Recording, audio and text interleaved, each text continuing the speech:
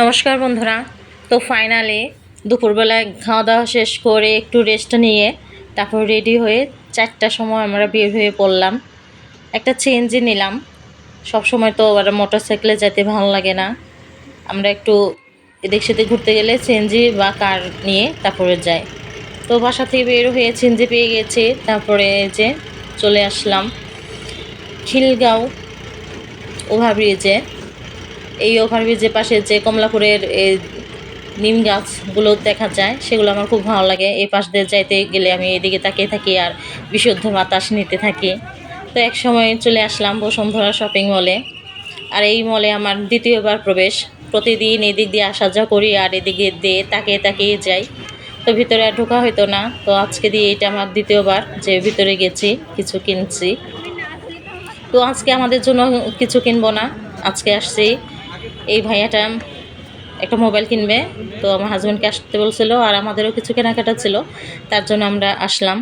তো শুক্রবার যেহেতু প্রচুর ভিড়, ঢুকতেও একটু সমস্যা হচ্ছিল, পরে ঢুকে একদম চলে গেলাম। যখন প্রথমবার এসেছিলাম তখন কিন্তু প্রথমে ঢুকেই আমরা অনেক ছবি তুলেছিলাম, যেহেতু আমার প্রথমবার আসা। আর অনেকেই গিয়ে আগে ছবি তুলে, কারণ ভিতরটা এত সুন্দর। আসলে আমার এই ভিডিওটার মধ্যে আমি আসলে করতে পারি নাই, যেহেতু ভাইয়া ছিল, একটু সময় কম ছিল তার জন্য আগে গিয়ে তেমন কিছু ভিডিও করতে পারি নাই। আর আমরা কোনো ছবিও তুলি নাই, তাহলে দেখাতে পারতাম। আসলে ভিতরে আসলে অনেকগুলো পাম গাছ আছে, যেগুলো মার্কেটের মানে মলের শোভাটায় আসলে অনেকটাই বৃদ্ধি করে। তো চলে আসলাম আমরা এই যে মোবাইলের শোরুমগুলোতে, একদম নিচে। আর যেহেতু বৃষ্টি বৃষ্টি ভাব ছিল, বৃষ্টিও হচ্ছিল, কিন্তু তারপরও যেহেতু এটা আন্ডারগ্রাউন্ডের নিচে আছে, কিন্তু অনেক গরম ছিল। তো ভিতরে ঢুকলে আমার মনে হয় কখন বের হব। তারপরে যে দোকানে ঢুকলাম সেই দোকানে তো অনেক ভিড়, কথাই বলা যাচ্ছিল না। তারপরে এক ফাঁকে আমি একটু জায়গা পেলাম, সেখানে আমি কিছুক্ষণ বসেছিলাম। আর ভাইয়া আর আমার হাজব্যান্ড দুজনে মোবাইলের কথা বলছিল, মোবাইল নেওয়ার জন্য দেখছিল সব কিছু। তারপরে আমি চুপচাপ বসে থাকি আর ভিডিও করতে থাকি, দেখতে থাকি মানুষকে।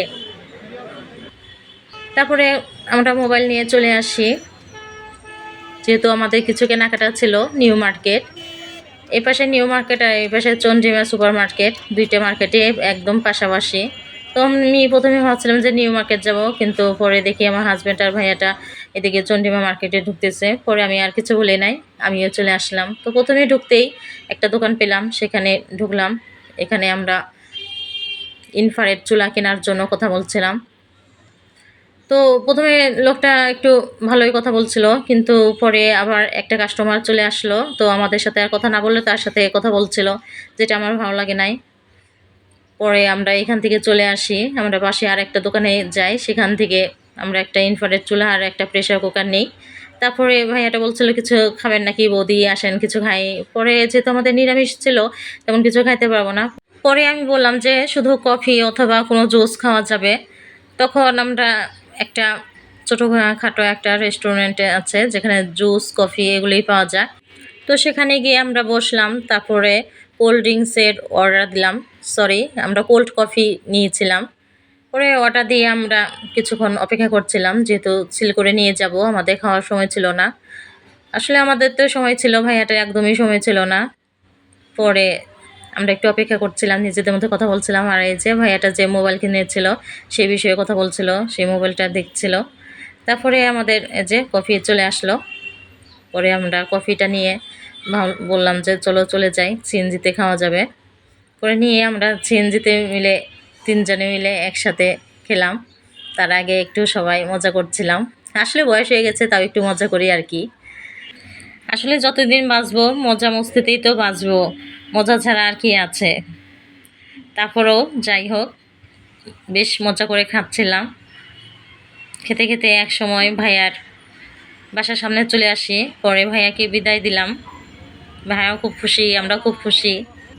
আর ভাইয়াটা নেমে সিএনজি ভাড়াটাও দিয়ে দিতে চাইছিল, পরে আমার হাজব্যান্ড আসলে নেয় নাই। পরে যাই হোক, আমরা বাসার উদ্দেশ্যে আসি। তো এই ওভারব্রিজে উঠলে আমার কেমন জানি ভালো লাগে, দিনের বেলাও আর রাতের বেলাও। রাতের বেলায় এই যে লাইট জ্বলে, তো এগুলো দেখতেই আমার খুব ভালো লাগে। আর এই ওভারব্রিজ থেকে আমাদের বাসায় আসতে মাত্র 5-7 মিনিটের মতো সময় লাগে। তো বন্ধুরা, আজকের মতো এই পর্যন্তই। ধন্যবাদ।